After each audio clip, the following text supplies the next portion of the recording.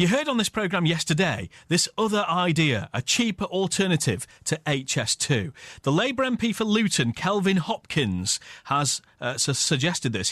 He wants the reopening really, of the Great Central Railway, which of course ran through Nottinghamshire as part of a freight line, and that would link the Channel Tunnel to Glasgow, with terminals up and down the country, at a cost, he says, would be about £6 billion. The cost for HS2 is currently £42.6 billion. Well, we're only talking a section of Great Central, a significant section, but a section of it, and we link into other underutilised lines elsewhere.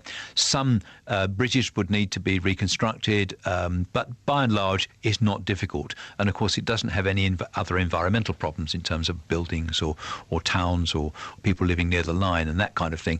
HS2 has all those sort of problems, but our line avoids all those problems. Well, part of the Great Central Line runs through the Railway Heritage Centre near Ruddington. BBC Radio Nottingham's Mysa Valley has been there to see if they think Kelvin Hopkins' idea could ever become a reality. Now, trains make up a huge part of the daily commuter's life, whether it's a long journey into London or a shorter route travelling from one end of the East Midlands to the other. Now, I've come to a place where the past meets the future, the Great Central Railway Heritage Museum. At the moment, it offers over 10 miles of heritage railway line running through South Nottinghamshire and North West Leicestershire. I'm joined by Arthur Barber, who's been involved with the museum since it opened in 1989. There's quite a bit of the railway still in use from Marylebone area up to somewhere in Bedfordshire. They still use the line at the moment to bring London waste to do quarry infills and things like that. So that piece is there, and after that a lot of the railway is still there, although it's in farm use. So that could be resurrected right up to very near Leicester. That would be one piece, and then it could use the rest of the Leicester bit that's extant at the moment, then go up the Erywash Valley. So you'd welcome the idea of more freight being used on the Great Central Line? Definitely, because it did take it off the other lines, which they're all saying they've got no pathing for the expresses. The existing line that's there now, 4-track line, and won't make any difference. And you yourselves, you've been campaigning to rejoin 2 lines of the Great Central Railway, making a continuous 18-mile stretch. But you have to raise quite a bit of money for that first, don't you? A heck of a lot, yes. For the first bit, it's to get the bridge over the Midland Main Line, which is going to cost us, is $1 million-ish. How long it's going to be, I don't know. But eventually, the two will come together. The Luton MP, Kelvin Hopkins, is suggesting this will cost around £6 billion. It's more ambitious than what you're planning with the £1 million to rejoin 2 lines. Yeah. We couldn't talk figures like that. I mean, we find it hard to talk figures of 1, 2, 3 million. They've got $250,000 already. And it's money people keep donating their little bits because they want to see this happen. This proposal is suggesting you move freight off existing railway lines, which frees up more capacity. So it could mean that we don't need HS2. I agree. That's what it should do. So as a rail enthusiast, you don't agree with HS2? No, I don't. I think it's a complete and utter waste of the company's hard-earned money. You're going to build a thing at Towton. Well, it's nowhere near Nottingham, it's nowhere near Derby, it's nowhere near Leicester. If we're going into the centre of one of these conurbations, but not stuck out there in the middle of nowhere. So you'd much rather see this freight line being built on the Great Central Rail Line than the HS2? Yeah, definitely. Yeah, definitely. Use the existing bits of the old Great Central that are still here. Interesting stuff from Arthur Barber from the Great Central Railway Heritage Centre, actually wanting there, really, to see the demise of the centre by reopening the railway line.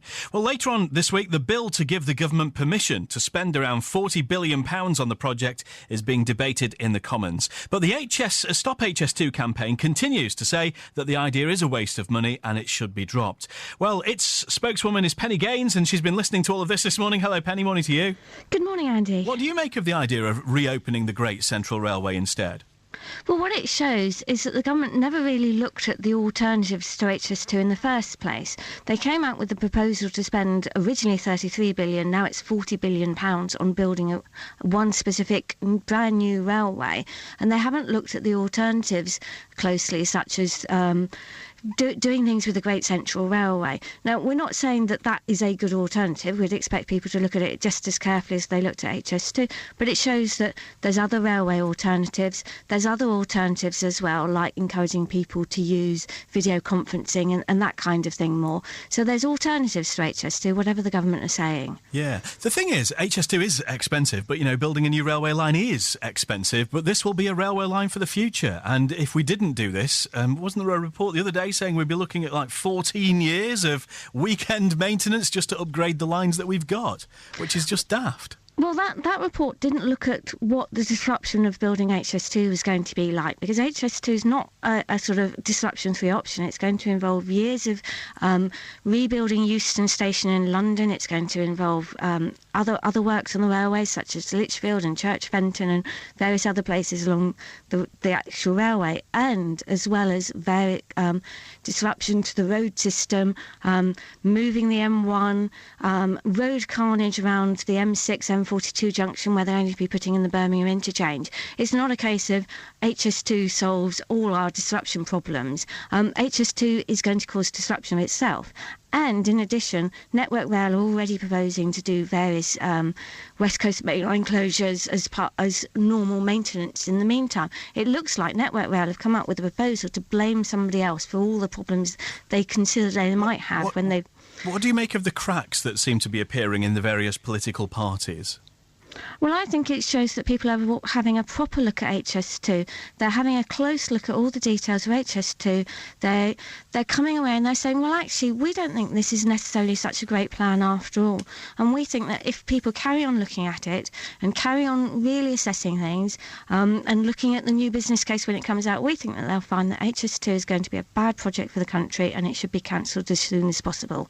Penny Gaines on BBC Radio Nottingham from the Stop HS2 campaign, saying that HS2 should be stopped, basically.